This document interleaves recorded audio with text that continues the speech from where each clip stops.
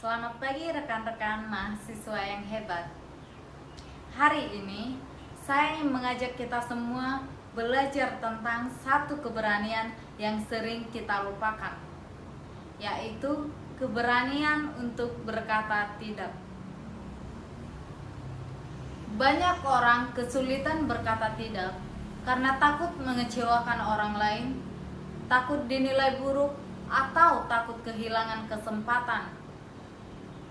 Saat kita terus menyetujui sesuatu yang sebenarnya tidak kita inginkan, kita akhirnya memikul beban yang bukan milik kita. Menurut Mayo Clinic 2024, kemampuan berkata tidak adalah bagian dari keterampilan asertif yang membantu seseorang mengendalikan stres dan menjaga kesehatan mental. Artinya, setiap kali kita menolak dengan sopan, kita sedang menjaga diri sendiri dari tekanan yang tidak perlu. Penelitian dari Nature Scientific Reports 2024 bahkan menyebut, ketika seseorang belajar berkata tidak, ia merasa lebih bebas dan memiliki kontrol atas hidupnya. Menarik bukan?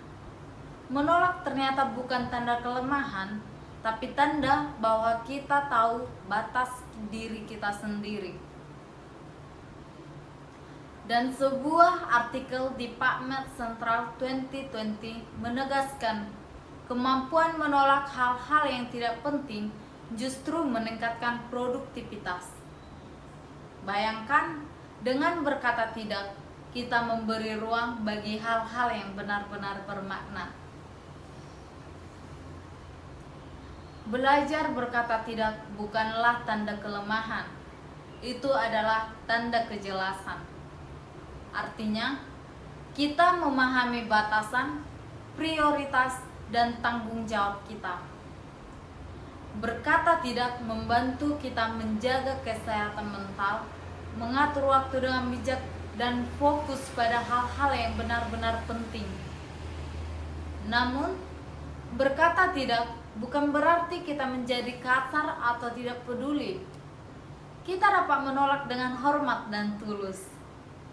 Penolakan yang disampaikan dengan baik justru dapat memperkuat hubungan, karena orang akan belajar menghargai kejujuran dan batasan kita.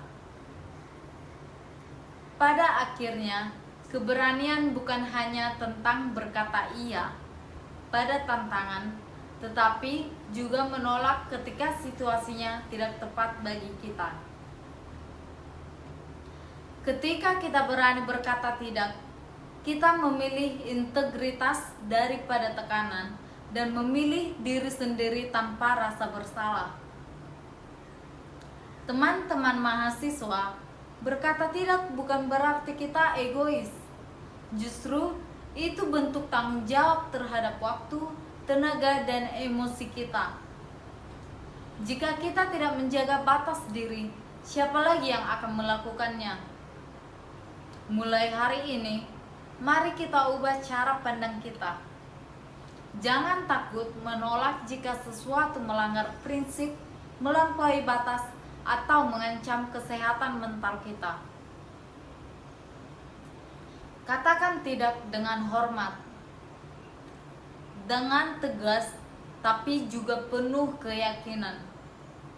Karena kadang satu kata tidak hari ini adalah cara terbaik untuk berkata ya pada kebahagiaan dan kedamaian diri kita sendiri. Saya Irwasti Sibuya, terima kasih.